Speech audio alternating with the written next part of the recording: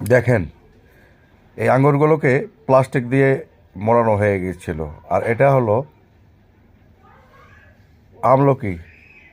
না না, আঙ্গুরগুলোই রস করা হয়েছে আর কি। আনারগুলো কালারটা দেখছেন কি, কি পরিমাণে লাল টকটকে একবারে। অবশ্য এটা দিয়ে জুস বানিয়ে পরিবেশন করা হবে। আর এই নাশপাতিগুলোকে দেখুন, ভালো। আনারস, আনারস কাটিং, কাটিং স্কিলটা দেখেন একবার, কত স্পিডে কাটিং করে। এই যে দেখেন কি মেশিন। আর এই যে রসুন দেখেন,